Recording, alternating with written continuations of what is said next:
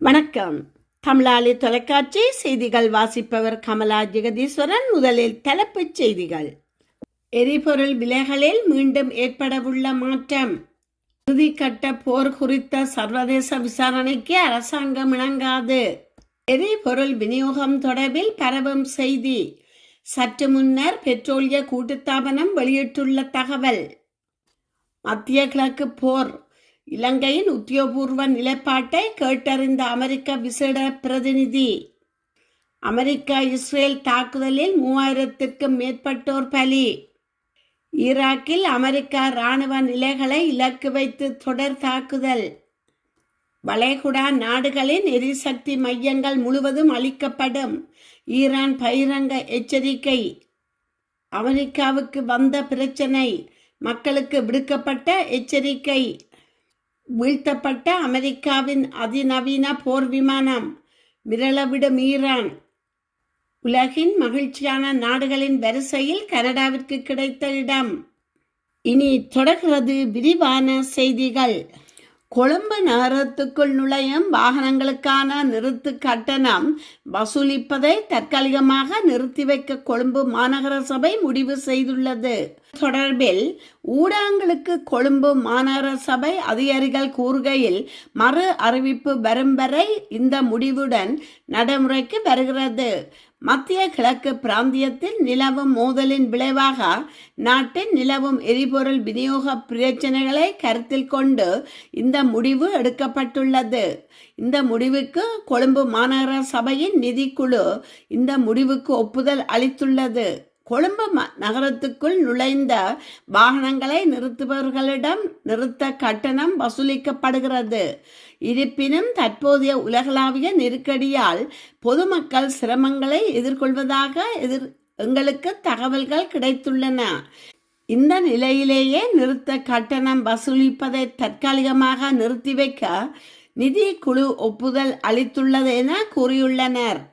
புலனறுவை புலஸ்திகமா தம்பாலா பிரதான வீதியில் இடம்பெற்ற கோர விபத்தில் மோட்டார் சைக்கிளில் பயணித்த இளைஞர் ஒருவர் சம்பவ இடத்திலேயே உயிரிழந்துள்ளார்.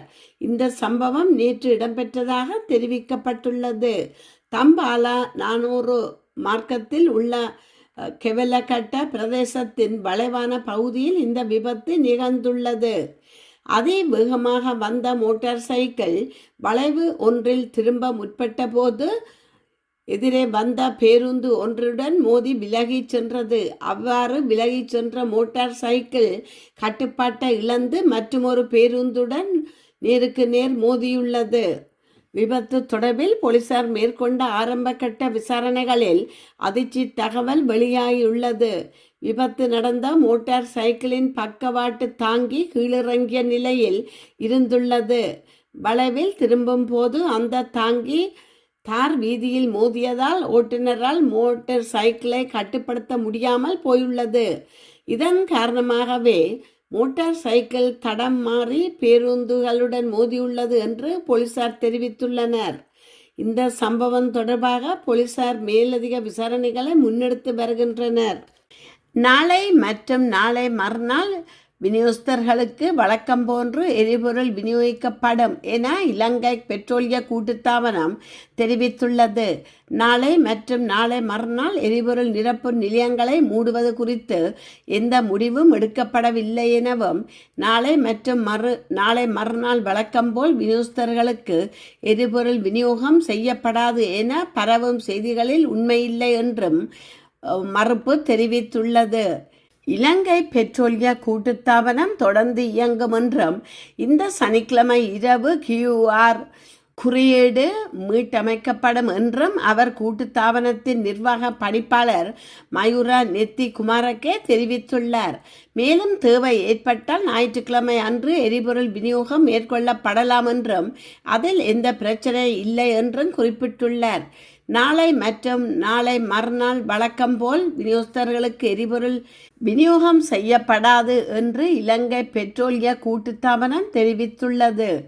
அடுத்த மே மாதம் வரை எரிபொருள் கையிருப்பு தற்போது உள்ளது என்று இலங்கை பெட்ரோலிய கூட்டுத்தாபனத்தின் நிர்வாக பணிப்பாளர் மயூர நெத்தி குமாரக்கே தெரிவித்துள்ளார். இருப்பினும் நுகர்வோருக்கு தொடர்ச்சியாக எரிபொருள் விநியோகம் செய்வதற்காக எரிபொருள் நிரப்பும் நிலையங்களின் செயல்பாட்டுக்கு வசதியாக போதுமான கையிருப்பை ஆர்டர் செய்யும் ஒரு திட்டம் செயல்படுத்தப்பட்டுள்ளதாகவும் இலங்கை பெட்ரோலிய கூட்டுத்தாபனம் அறிவித்துள்ளது. அதன்படி எரிபொருள் ஆர்டர் செய்வதில் ஏற்படக்கூடிய தாமதங்களை தடுக்கும் வகையில் முந்தைய நாளே ஆர்டர்கள் பிரிவுக்கோ அல்லது கையிருப்பு முனையத்திற்கோ உரிய காசோலைகளை வழங்க நடவடிக்கை எடுக்கலாம் என்று கூட்டுத்தாபனம் சுட்டிக்காட்டப்படுகின்றது. இருப்பினும் தற்போதைய சூழ்நிலையை கருத்தில் கொண்டு எரிபொருள் விநியோகம் ஒரு அத்தியாவசிய சேவையாக தொடர வேண்டும் என கோரிக்கை விடுக்கப்பட்டுள்ளது. இதற்கிடையில் வாகன பதிவு எண்ணின் கடைசி இலக்கத்தின் அடிப்படையில் ஒற்றை மற்றும் இரட்டை எண்கள் என்ற அடிப்படையில் எரிபொருள் விநியோகம் செய்யப்படுகின்றது. இன்று இரட்டை இலக்க நாள் என்பதால் வாகன பதிவு எண்ணில் இரட்டை இலக்கம் கொண்ட வாகனங்கள் மட்டுமே எரிபொருளை பெற முடியும். இருப்பினும் QR குறியீட்டின் அடிப்படையில் எரிபொருள் விநியோகம் தொடங்கி கிட்டத்தட்ட ஒரு வாரம் ஆகியும் சில வாகன உரிமையாளர்களால் ஒரு முறை கூட எரிபொருளை பெற முடியவில்லை என்றும் தெரிவிக்கப்படுகின்றது. அமெரிக்கா இஸ்ரேலிய இராணுவ நடவடிக்கை தொடங்கியதிலிருந்து ஈரானில் 3.2 மில்லியனுக்கும் அதிகமான மக்கள் இடம்பெயர்ந்துள்ளதாக தெரிவிக்கப்படுகின்றது. இந்த தகவலை ஐக்கிய நாடுகளின் அகதிகளுக்கான உயர்ஸ்தானிகரகம் தெரிவித்துள்ளது.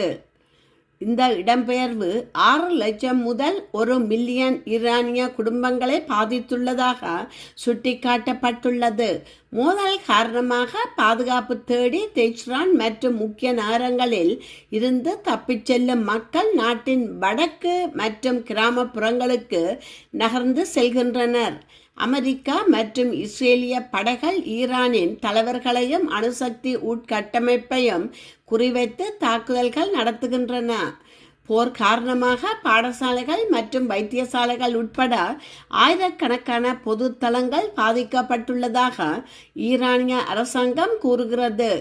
மேலும் தாக்குதல்களில் தற்போது 1300க்கும் மேற்பட்டோர் உயிரிழந்துள்ளதாக ஈரானிய சுகாதார அமைச்சின் தரவுகள் தெரிவிக்கின்றன. அதேவேளை இலங்கையில் இடம்பெற்ற உள்நாட்டு போரில் இறுதிக்கட்ட போரில் முள்ளிவாய்க்காலில் இருந்து மக்கள் சாரையாக உயிரை கையில் பிடித்துக்கொண்டு வெளியேறியமை ஈழத்தமிழ் மக்களுக்கு இன்றைய ஈரானின் நிலை நினைவூட்டி நெஞ்சை கனக்கச் செய்கின்றது. வரவிருக்கும் குளிர்காலத்தை முன்னிட்டு பிரிட்டிஷ் ஏர்வேஸ் இலங்கைக்கான விமான சேவைகளை ஆரம்பிக்க உள்ளதாக அறிவித்துள்ளது. அதன்படி 2026 அக்டோபர் 23 முதல் லண்டன் ஹெட்விக் விமான நிலையத்திலிருந்து இலங்கைக்கு வாரத்திற்கு 3 முறை நேரடி விமான சேவைகள் முன்னெடுக்கப்படும். இந்த விமான சேவைகளுக்கான பயணச்சீட்டு விற்பனை நேற்று ஆரம்பமானதாக குறிப்பிட்டுள்ளது.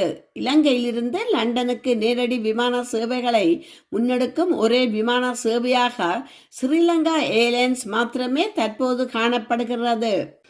மத்திய கிழக்கில் போர் மேகங்கள் சூழ்ந்துள்ள நிலையில் ஈரானின் பாதுகாப்பு உளவுத்துறையை வலுப்படுத்த ரஷ்யாவும் சீனாவும் மிக முக்கியமான தொழில்நுட்ப உதவிகளை வழங்கி வருவதாக அல் ஜசீரா செய்தி நிறுவனம் வெளியிட்டுள்ள ஆய்வுக் கட்டுரை விவரிக்கிறது.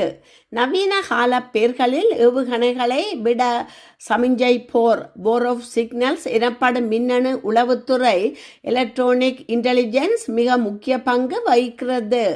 இந்த சூழலில் ரஷ்யாவின் மேம்பட்ட ராடர் அமைப்புகள் மற்றும் சீனாவின் அதிநவீன செயற்கைக்கோள் கண்காணிப்பு தரவுகள் ஈரான் தனது எதிரிகளின் நடமாட்டத்தை முன்கூட்டியே துல்லியமாக கண்டறிய பெரிதும் உதவுகின்றன. குறிப்பாக வான்வெளி பாதுகாப்பு மற்றும் சைபர் போர் முறைகளில் ரஷ்யா தனது போர்க்கள அனுபவங்களை ஈரானுடன் பகிர்ந்து கொள்வதன் மூலம் ஈரான் தனது எல்லைகளுக்கு அப்பால் இருக்கும் அச்சுறுத்தல்களை கண்காணிக்கும் திறனை பெற்றுள்ளது. அதேபோல் சீனாவின் தொழில்நுட்ப கட்டமைப்பு ஈரானின் தகவல் தொடர்பு மற்றும் கண்காணிப்பு வலை பின்னலை நவீனப்படுத்தியுள்ளது.